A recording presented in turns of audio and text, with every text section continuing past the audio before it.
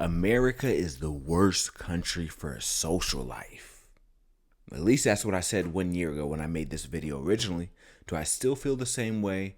Let's check out this video, go over it together, and see how my mindset has changed, if it has at all, within the last year since making this video. First of all, I want to say I do got a new mic now. A lot of people said, hey, if you're going to do these reactions or reviews, you know, the audio. So I have a mic for y'all. Let me know how this audio is in the comment section down below. We're going to watch this video together and see if I still feel the same way. Hey y'all, I wanted to make this video because I got inspired by another person's video and I was like, yo, I should talk about this topic from my point of view. And it's crazy because I'm born, raised in America, y'all know that, but I feel like slowly it's becoming. I do want to say real quick, as far as the background with the church and everything, that was not thought of. Now that I look back at it, I'm like, that could symbolize something or maybe look some type of way. So my apologies to everyone. And it was not thought of. I just happened to see an open parking lot. I was like, okay, let me go film here. The worst place to have a social life, right? And the reason why I say that is because it starts at a very young age. You know, you go to school when you're like 5, 6 years old, start at preschool, kindergarten, elementary, etc. And it just continues. They teach you to not think outside the box. Unfortunately, y'all, I didn't want to do this, but I'm going to have to make this video. So there was a little bit of technical difficulties when it comes to the wind blowing and stuff like that. It started to pick up. So I was like, all right, let me go film the rest of this inside. But I do want to say, as far as that particular segment that I just addressed right there, that part I still feel passionate about. I still think that, you know, at age 4, 5, 6, once you start doing your preschool, your kindergarten, there is somewhat of a programming that goes on. I understand that we need to come together and be able to communicate and understand a basic foundation. But I think some of the things that are illustrated could be detrimental. But let's continue. Elementary school, middle school, high school, and some of y'all will go to college, graduate school, PhD, etc. And it continues even in the workforce. They don't teach you to challenge things. They don't teach you to go against the status quo, how to think outside the box. They want you to be another number. And what's happening now, I don't want to sound like a conspiracy theorist. I'm just giving my personal opinion. If you have an opinion, I'd love to hear it in the comment section. Or that still holds true as well. If you got an opinion, if you got questions, comments, concerns, I want to know, where do y'all stand on this? Do y'all agree with me? Do y'all disagree with me, etc.? By the way, look at my skin now compared to then. You can see I've been eating right lately. My skin's clearing up, all type of stuff. Let's go. Or you can always DM me on IG. I respond to all my DMs. So the system is designed for you to be another number, to not think outside the box, right? And it's getting even worse because now with things like inflation, the cost of goods and services going up, and still like everything's going on with politics, it looks like it's getting worse, to be honest with you. So now there used to be a rule that, okay, the house you get, it should be about 5 times your yearly income. Now the average house in America, stop right there. It actually was 3 at one point. That's how low it was. Now the average house in America is about 450,000 roughly. But yeah, at one point it was about 3 times the average income. But now, you know, the average income is like 40 to 55K a year, but the average house is like 450. America is about 500,000, about 550,000. But the American salary is still between that 40 to 55,000 range. So now it's looking like it's 10 times your income, and it just keeps going up and up and up. The US dollars losing value. We just got such a work culture here. And this is someone who has lived in 4 countries.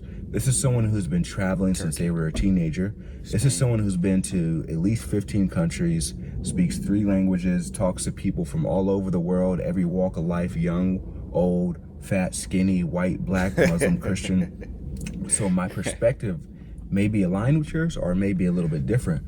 But what I'm trying to say overall is there's an underlying arch that's going on, right? And we're all being affected by it. And it's slowly biting away at our social life. The people in the feudal ages, the people who we think like, oh, those are people, they were peasants, or they didn't know what we knew now, or they're inferior to us. You know, we learn about them a little bit in the history books, but we don't really go into detail. But those people, and you can Google this, you can do your own research. Those people in the feudal ages work less than 150 days per year. I actually forgot about that fact until I mentioned it, and then once I heard myself start talking about it, I was like, oh yeah. But yeah, I recently found out in 2025 that, by the way, happy 2026 to everyone. Make sure you hit that like button. But I recently found out in 2025 that there was people in the feudal ages, or the people in the feudal ages, worked less days and less hours than us. So I was like, wow, that's crazy. Because when we think of them, we think they were kind of like behind the times. You know, we're doing better, et cetera, et cetera. And you could argue we are doing better in certain aspects. When it comes to time management and possession of our time and living a life how we truly want to live it, are we in a better position or are they in a better position? It's to be argued. But I just thought that was interesting that they had way more free time than us, you know? Who do you know is doing that now? If you're over 18, you got a job, you're paying bills, you know more than likely, unless you got some really high-paying job, you're not working less than 150 days per year, right? You're doing 5 days a week. Some of y'all are doing 6, 7 days a week. It's common now to have 2 or 3 jobs at a time. I got a few sources of income, right? And I'm not necessarily complaining. I'm just bringing it to y'all attention so we can wake up and potentially do something about it. Or you might want to go overseas. Me personally, as you can see, I spend time in this country, that country. I am strongly considering going overseas, right? So at this time, I want to say this was October or December. Does it have the exact date? It doesn't look like it has it. But it was roughly a year ago, right? At that time, I was still deciding, like, do I really want to do it? I'm like, I don't have any friends or family in some of these countries that I'm looking at. You know, I might feel alone. I might feel vulnerable, all this type of stuff. But I'm like, this is actually the perfect time to do it because you can do it before you have children, before you get set in a certain career field or a certain source of income, etc. You can experiment a little bit, right? So I just told myself, like, after this year, I've been thinking about this. Has been on my mind for over a year before I even made this video. But this video was about a year ago, and I was like, yo, I'm contemplating it, blah blah blah.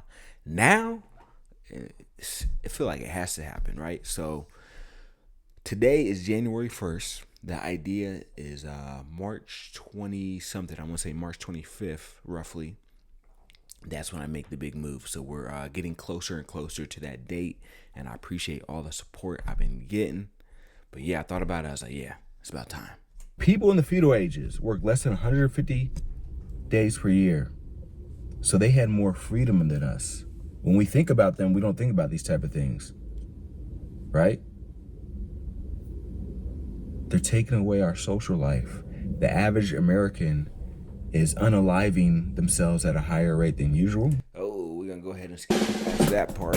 Saving money feels right. But yeah, that just is like very when true. things There are is, packed the tight rate of that inside. is Get going auto up, insurance but, that fits your budget and your need. and all that. So we Will not make it. Skip past that. They have someone just told me the other day, there are over 3,000 different chemicals and pesticides that are put in our food. So when you go to Europe, when I was in Europe, you'll notice your skin's clearer, your hair's longer, you can think better, you're sleeping longer, you got more energy. It's because what's in the food and what's not in the food.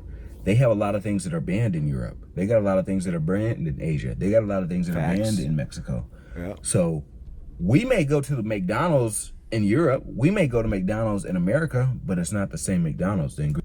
It's already been proven. This is not a conspiracy theory either. You can actually look it up. Even the French fries, you look at somewhere like Great Britain versus here, way less ingredients. Think about it. If you're cooking French fries, why do you need to have 10, 15, 20 different ingredients in it, right? Go to Google when you get the time, after you watch this video, of course, and look at French fries in the UK versus French fries in the United States. Ingredients are different. The chemicals that are put in there are different. The way it's cooked could be different. It's a whole different vibe. I'm I just, you know what I'm saying, I had McDonald's in Thailand. I'm like, yeah, this tastes way different. The burger is way more fresh, like the bun and everything. So yeah, I just wanted to make this quick video. I don't want to go too in depth with it, so I'm just gonna go a little bit longer, but I really want to hear your guys' viewpoints on this, because ultimately my goal is I'm kind of deciding where I want to reside. You know, it's between I do like Thailand, but I'm thinking about like, Still low-key have that mindset. However, I will say I have shifted from Thailand. There are other places in Southeast Asia I'm looking at potentially, you know, Vietnam, Malaysia, Singapore. But Thailand, after going there about, I don't know, I've been there probably like 4 times, kind of decided like, you know, it's cool, but I don't see myself coming here permanently. It's a nice spot to vacation, but I have shifted from that mindset. But shout out to all my Thai people and all my expats who are living in Thailand, including the ones who helped me, because for those who don't know, that's actually where I started my first YouTube journey. Uploaded my first video. It was either in October or November, and instantly I got views. So I appreciate everybody's support. I was able to get monetized in 4 months, and with y'all's help, we can keep doing that. So make sure you like and comment. Well, we got some more in this video, so let's go. like Europe, maybe like Portugal, things of that nature, right? Humans are designed to be social creatures. So if you're working 10, 11, 12, 13, 14 hours a day, you got to sleep. And they say to be healthy, you need at least 7 or 8 hours of sleep. Then you got to think about the time it takes you to drive to and from work. The fact that they call it rush hour, because everybody's rushing during that hour. Ooh. Most people start work about 7, 8 a.m., right? The roads are heavy, so it may only... Normally, it'd take you 20 minutes to get there. Because everybody's on the road, it may take you 45 minutes. Don't let you live in a big city. It's going to be even longer. And then you go to work. They say the work week is only 40 hours, but that's an illusion, because you got to consider the time it takes you to get ready in the morning, brush your teeth, do this, do that, pack your lunch, drive to work, go to work. They give you a 1 hour break. And 1 hour is enough time for you to get away and start to distance yourself a little bit, but it's not enough time for you to truly detach. And it's not enough time for most people to go home, see their girls, see their kids, blah, blah, blah, blah, blah. It's just enough time for you to go across the street, order something. It will be ready 20 minutes. You eat it. Then you got another 10 minutes just to walk around, think about time, and then you got to go back to work. And you're not getting paid during that hour. But you have to be close enough within the work proximity that if you were to leave, you can make it back within that hour, right?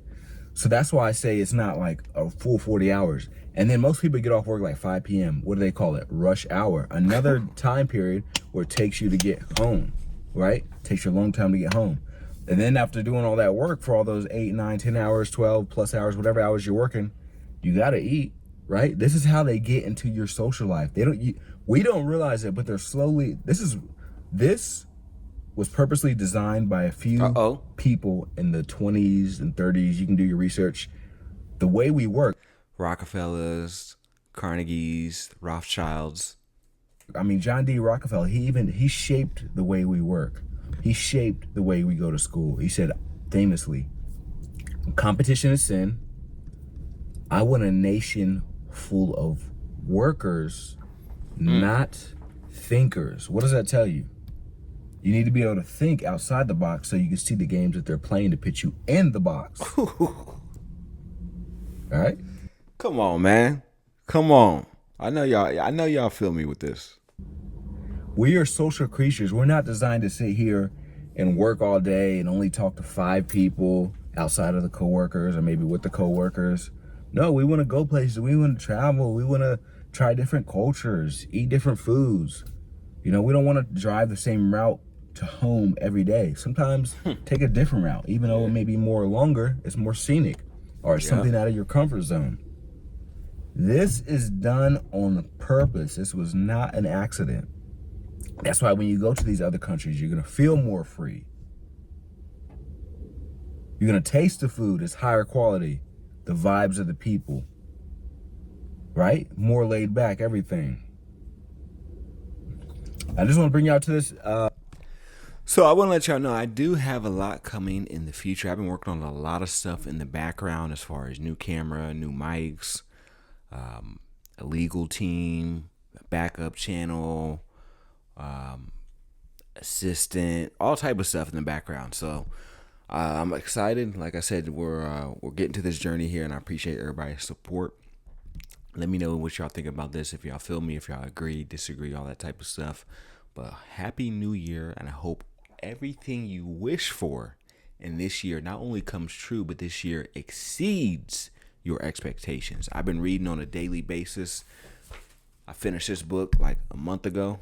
I just finished Think and Grow Rich by Napoleon Hill a few days ago. I'm now about to read The Prince by Machiavelli. And then after that, I got this book called How the Brain Rewires Itself. It talks about neuroplasticity and thinking positive and getting rid of trauma, all that type of stuff. Because we all got a little bit of trauma, right? We all got to heal. We're in this together. I wish y'all the best with y'all mental health, spiritual health, emotional, physical, financial, all around the board, right? I'm going to go on this journey with y'all, and I hope y'all enjoy it. Peace.